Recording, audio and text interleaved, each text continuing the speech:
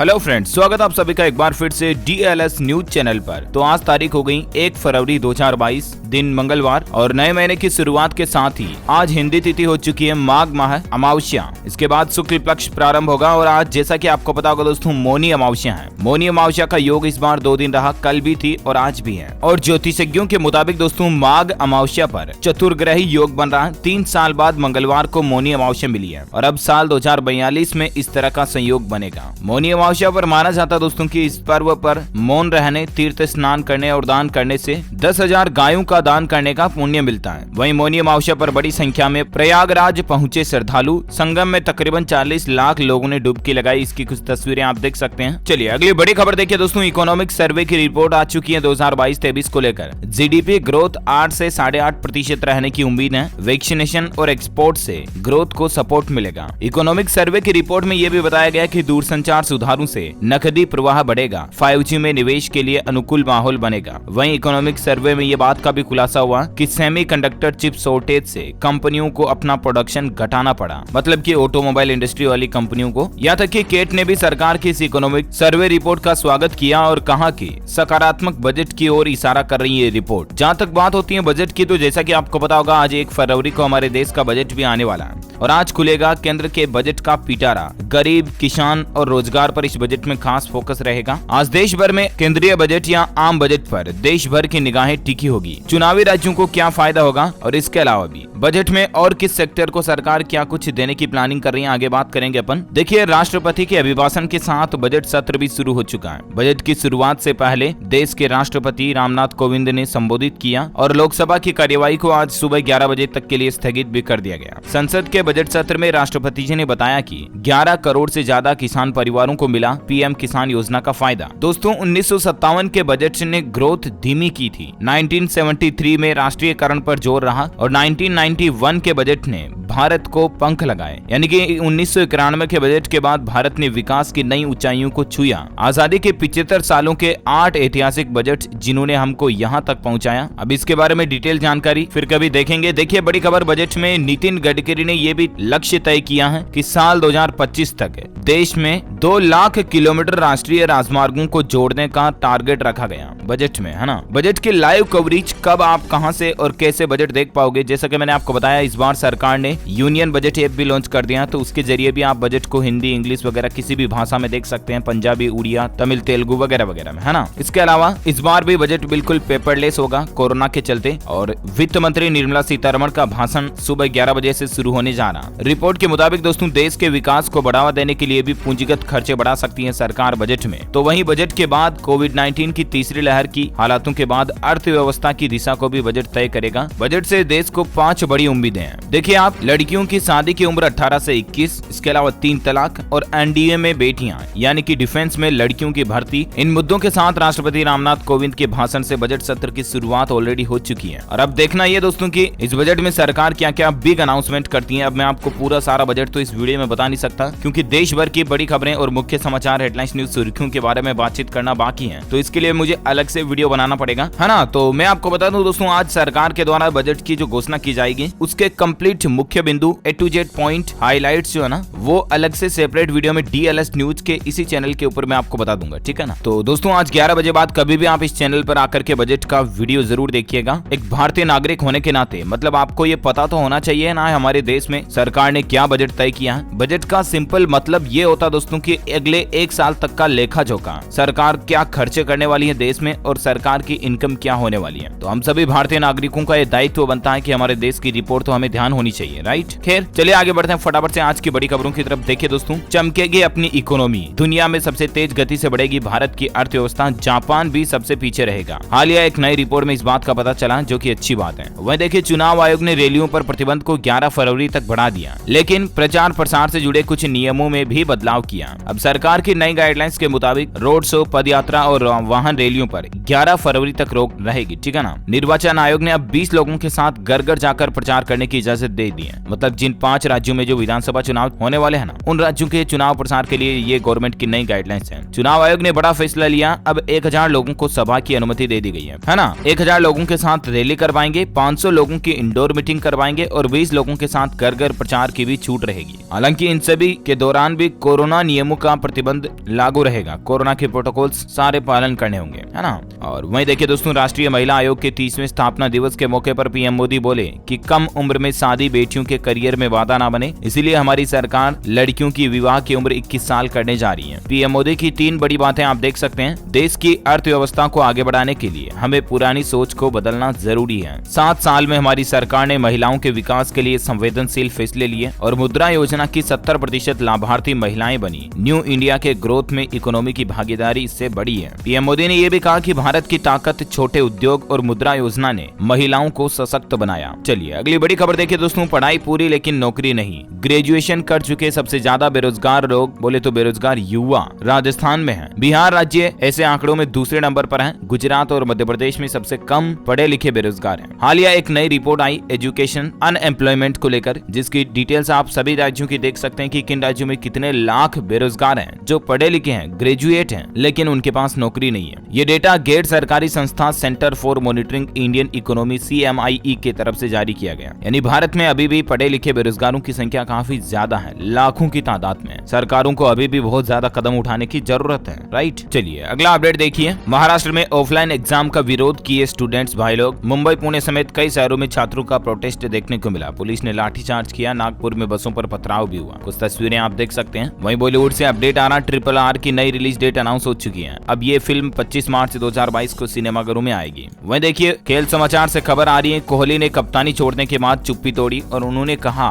कि टीम की लीडरशिप के लिए कैप्टन बने रहना जरूरी नहीं है। धोनी मेरी कप्तानी में खेलने के बाद भी लीडर थे। अच्छा वहीं बड़ी खबर देखिए दोस्तों, इस राज्य में शराब बेचना और भी ज्यादा महंगा होगा। अरे इस तरह से 100 तक का टैक्स बढ़ चुका है। जी हाँ, दरअसल महाराष्ट्र सरकार ने शराब के ऊपर टैक्स वगैरह को बढ़ा दिया। महाराष्ट्र के बार और वाइन शॉप मालिकों को बड़ा झटका दिया है। राज्य सरकार ने एक्साइज ड्यूटी में 15 से 70% तक की बढ़ोतरी कर दी है। और उसके बाद देखिए सरकार के नए नोटिफिकेशन के मुताबिक शराब परोसने वाले जितने भी रेस्तरां हैं उनके लिए सालाना उत्पाद शुल्क 15% तक बढ़ाया जा रहा। तो वहीं वाइन शॉप के लिए इस शुल्क में 70% की बढ़ोतरी की गई है। अब बार को सालाना 6,93,000 रूपए की जगह 7,97,000 रूपए उत्पाद शुल्क के रूप में देने पड़ेंगे। इसके अलावा वाइन शॉप के लिए ये शुल्क 15 लाख रूपए से बढ़ाकर 21 लाख रूपए कर दिया है ना। तो हो सकता है कि इसका असर शराब पर भी देखने को मिले और शराब महंगी हो सकती है इस राज्य में। चलिए अगला अपडेट देखिए दोस्तों, आज से फरवरी का महीना शुरू हो चुका है और आपको बता दूं RBI की बैंक हॉलीडे कैलेंडर के मुताबिक फरवरी में 12 दिन बैंक बंद रहेंगे। आपके भी ऐसे कोई ब्रांच में काम हो तो आप लिस्ट चेक कर लें। जानकारी के लिए बता दूं दोस्तों, ये सभी छुट्टियां सभी राज्यों में एक साथ नहीं होगी, लेकिन कुछ राज्यों में कुछ स्पेशल फेस्टिवल के मौके पर बैंक बंद रहते हैं। जैसे कि 5 फरवरी को वसंत पंचमी है, तो इस मौके पर हरियाणा, उड़ीसा, पंजाब, पश्चिम बंगाल जैसे राज्यों में बैंक बंद रहेंगे। इसी तरह से 2 फरवरी को सिक्किम राज्य में बैंक बंद रहेंगे और बाकी 4 तो संडे आ जाएंगे रविवार, और 2 सैटरडे आ जाएंगे 4th और 2nd सैटरडे, तो इनमें भी बैंकों की छुट्टियां रहेगी, है ना। तो यूं कुल मिलाकर के बैंकों की 12 छुट्टियां आ रही हैं फरवरी महीने में, जिनकी लिस्ट और डिटेल्स भी आप स्क्रीन पर देख सकते हैं। ओके, अगला अपडेट देखिए दोस्तों, इस कंपनी ने वापस मंगाई अपनी 4 लाख से भी ज्यादा कारें। एयरबैग खुलने में समस्या आ रही थी, कहीं आपकी कार भी तो इनमें नहीं है। दरअसल हम बात कर रहे हैं किया कंपनी की। किया कंपनी की कारें अच्छी खासी बिक रही हैं। काफी समय से इस कंपनी की मार्केट वैल्यू, सेल, गुडविल वगैरह काफी बढ़ी हुई है, राइट। और हाल ही में किया कंपनी की कुछ कारों में टेक्निकल गड़बड़ी देखी गई और इसके चलते तकरीबन 4,10,000 कारों को वापस मंगवाया है कंपनी ने। हालांकि ये रिकॉल अमेरिका में किया। कंपनी की कुछ मिनी वैन, सेडॉन कार और इनमें एयरबैग न खुलने की समस्या आ रही थी एक्सीडेंट होने के बाद भी, तो कंपनी ने इन कारों को वापस मंगवाया। अगला अपडेट देखिए दोस्तों, हज यात्रा के लिए ऑनलाइन अप्लाई करने की अंतिम तारीख बढ़ चुकी है। अब 15 फरवरी तक आवेदन कर सकेंगे तीर्थयात्री। जी हाँ, कोरोना के चलते हज यात्रा वगैरह के लिए तकरीबन 2 सालों से आस लगाए बैठे लाखों लोग इस बार काफी उत्साहित हैं और उनके लिए अच्छी खबर ये है कि हज यात्रा के लिए फॉर्म भरने की आखिरी तारीख को बढ़ाकर 15 फरवरी कर दिया। ओके, वहीं देखिए दोस्तों, बैंकिंग को लेकर बड़ी खबर आ रही है। इंडिया पोस्ट पेमेंट बैंक ने सेविंग खाते पर ब्याज दरें घटा दी हैं। पहले से 25 बेसिस पॉइंट कम रिटर्न मिलेगा आपको और 1 फरवरी आज से ये नई रेटें लागू होने जा रही हैं। जी हाँ, पोस्ट ऑफिस खाता वालों के लिए बड़ा अपडेट देखिए आप। IPPB यानी कि इंडिया पोस्ट पेमेंट बैंक ने सेविंग अकाउंट पर ब्याज दरें घटा दी हैं। अभी तक आपको IPPB के सेविंग अकाउंट पर 2.75% ब्याज दिया जा रहा था, लेकिन अब इसमें 0.25% की कटौती कर दी है। यानी कि अब आपको 2.5 5% ही सेविंग अकाउंट पर ब्याज मिलेगा। ये देख सकते हैं नई रेट लिस्ट भी, और अलग अलग बैलेंस के हिसाब से रिवाइज्ड इंटरेस्ट रेट आप स्क्रीन पर टेबल में देख सकते हैं। ओके, अगली बड़ी खबर देखिए, अब आपको और साफ सुथरा गैस मिलेगा खाना बनाने के लिए। जी हाँ, दरअसल दोस्तों सरकार नेचुरल गैस में बदलाव करने जा रही है। खाना बनाने की हो या मोटर चलाने की हो, बोले तो वाहनों के लिए काम में आने वाली गैस, सभी में अब सरकार गैस में हाइड्रोजन मिलाकर सप्लाई करने का प्लान बना रही है और इसको लेकर देश में प्रयोग भी चल रहा है। ये प्रयोग सबसे पहले मध्य प्रदेश से शुरू किया जा रहा है। इसकी पहल HPCL ने की है और उम्मीद है कि भविष्य में आपको नेचुरल गैस में हाइड्रोजन मिक्स्ड गैस देखने को मिलेगी जो ज्यादा प्योर होगी। वो चलिए अगला अपडेट देखिए, टेक्नोलॉजी पर बड़ी खबर आ रही है। अब नेटफ्लिक्स के साथ आ रहा टाटा प्ले, जो कि पहले टाटा स्काई था, अब टाटा प्ले हो चुका है और अब इसके लिए आपको अलग से सब्सक्रिप्शन नहीं लेना पड़ेगा। यानी कि इन दोनों के बीच बहुत जल्द पार्टनरशिप का ऑफर आपको देखने को मिलेगा और दोनों का कॉम्बो पैक होगा, जिनके जरिए एक ही सब्सक्रिप्शन में आप दोनों चीजें देख पाओगे, है ना। और दोस्तों खबरों का सिलसिला जारी रहेगा। अभी तो बहुत सारी महत्वपूर्ण और काम की खबरों पर बातचीत करना बाकी है, लेकिन फिलहाल वक्त हो चुका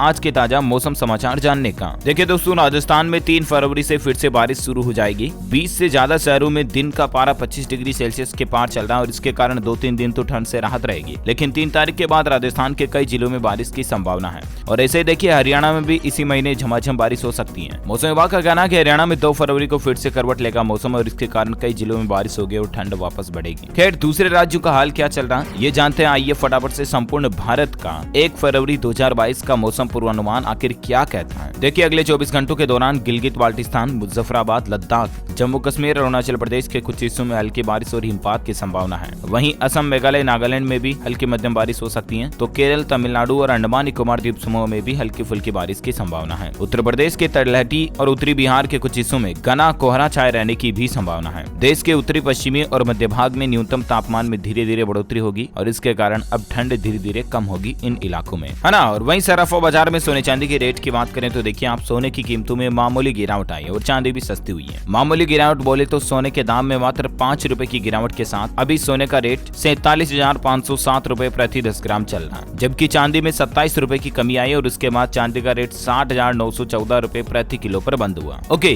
gold and silver price today news के बाद फटाफट से कुछ कोरोना बुलेटिन देख लेते हैं। देखिए दोस्तों, भारत में पिछले 24 घंटों में 2,09,000 केस आए, 956 लोगों की मौत हुई। मध्य प्रदेश में 1 फरवरी से और पश्चिम बंगाल में 3 फरवरी से स्कूल खुलेंगे। और भी किन किन राज्यों में स्कूल कॉलेज कब से खुलेंगे इनकी जानकारी मैं आपको आगे बताऊंगा। और वहीं देखिए, फिलहाल दुनिया भर के ग्लोबल आंकड़े की बात करें तो पिछले 24 घंटों में 26,58,000 नए संक्रमित मामले देखे गए। मतलब दुनिया भर के सभी देशों में कोरोना का आंकड़ा है ये, है ना। वहीं 7,691 लोगों की मौत हुई। बांग्लादेश ने क्वारंटीन पीरियड को घटाकर 10 दिन कर दिया। वहीं देखिए दोस्तों, दुनिया भर में महामारी से मरने वालों का आंकड़ा, कुल आंकड़ा 56,60,000 के पार हो चुका है। फ्रांस और रूस में हालात सबसे ज्यादा खराब चल रहे हैं और कनाडा में भारी बवाल मचा हुआ। कनाडा में तो देखिए, विरोध प्रदर्शन के बीच वहां के प्रधानमंत्री जस्टिन ट्रूडो भी कोरोना संक्रमित हो चुके हैं। उन्होंने लोगों से फिर से वैक्सीन लगवाने की भी अपील की है। वहीं वैज्ञानिकों की एक बड़ी कामयाबी देखिए, अब खून की जांच से भी पता चल जाएगा कोरोना है या नहीं। संक्रमण की गंभीरता का भी अंदाजा लग सकेगा। कल ही तो वैज्ञानिकों ने टेक्नोलॉजी खोजी थी कि मोबाइल के कैमरे से कोरोना की जांच का पता चलेगा। अब वैज्ञानिकों का एक और शोध सामने आ रहा कि खून की जांच जो होती है ना, उससे भी कोरोना पता चल जाएगा। वहीं देखिए, बिहार पटना में इस बार वसंत पंचमी पर सरस्वती पूजा मनाने की सार्वजनिक स्थानों पर अनुमति नहीं होगी। जुलूस और डीजे वगैरह पर भी रोक रहेगी। अच्छा, भोपाल से बीजेपी सांसद साध्वी प्रज्ञा ठाकुर भी कोरोना पॉजिटिव हो चुके हैं। स्कूल कॉलेजों को लेकर देखिए कुछ बड़े अपडेट। आप मध्य प्रदेश में आज से स्कूल खुल जाएंगे। 50% क्षमता के साथ लगेंगी 1 से 12वीं तक की कक्षाएं। ऑफलाइन और टाइम पर होगी बोर्ड परीक्षाएं, ये कहना है स्कूल शिक्षा मंत्री का। तो आखिरकार एमपी में 1 फरवरी से स्कूल कॉलेज 1 से 12वीं तक के लिए खुलने जा रहे, ठीक है ना। झारखंड में भी देखिए आज से स्कूल खुल जाएंगे। 8वीं से 12वीं तक के विद्यार्थियों को राहत मिलेगी। हिमाचल में देखिए 3 फरवरी से खुलेंगे स्कूल। सरकारी कर्मचारियों के लिए 5 डे वीक को भी खत्म कर दिया। हिमाचल के अलावा पश्चिम बंगाल में भी 3 फरवरी से स्कूल खुलेंगे। 3 फरवरी से 8वीं से 12वीं तक के स्कूल पश्चिम बंगाल में खोल दिए जाएंगे। और पश्चिम बंगाल में तो मुख्यमंत्री ममता बनर्जी की तरफ से कोरोना नियमों में भी कुछ छूट दी गई है। एक तो ब्रिटेन से विमान सेवाएं वगैरह वापस शुरू हो जाएगी और भी कुछ ज्यादा डिटेल्स आप स्क्रीन पर देख सकते हैं। वहीं दोस्तों, पुडुचेरी राज्य में 4 फरवरी से स्कूल कॉलेज खुलेंगे पुडुचेरी के लिए, है ना। और इसके अलावा देखिए आप, हरियाणा सरकार ने एक फैसला ये भी वापस ले लिया कि नहीं होगी 5वीं और 8वीं के लिए बोर्ड परीक्षाएं और बाकी स्कूल तो 1 तारीख से हरियाणा में खुलने जा ही रहे हैं। गुजरात राज्य में भी कक्षा 1 से लेकर 9वीं तक की क्लासेस 5 फरवरी तक ऑनलाइन ही चलेगी, है ना। तो ये अलग अलग राज्य सरकारों का फैसला है स्कूल कॉलेज वगैरह पर। कुछ एजुकेशनल खबरें देखिए आप फटाफट से। रीट के बाद अब पटवारी भर्ती पर भी सवाल पैदा हो रहे हैं। आधा दर्जन प्रश्नों के उत्तर सही है लेकिन बोर्ड ने उनको गलत माना है। एक्सपर्ट बोले कि रिजल्ट में मेरिट बताई न कैटेगरी बताई। हालांकि देखिए पटवारी भर्ती के रिजल्ट को हाईकोर्ट में भी चुनौती दी जा चुकी है। फैसला आने तक भर्ती रोकने की अपील भी की गई है। बोर्ड पर अवैध तरीके से सिलेक्शन का आरोप लगाया गया। वहीं राजस्थान में जो रीट का मैटर चल रहा ना, उस पर बड़ी खबर देखिए। रीट के जयपुर कोऑर्डिनेटर प्रदीप पाराशर को गिरफ्तार कर लिया गया। बर्खास्त बोर्ड अध्यक्ष जारोली से एसओजी पूछताछ करेगी। वहीं नकल कर पास हुए अभ्यर्थियों का रिजल्ट भी रद्द माना जाएगा,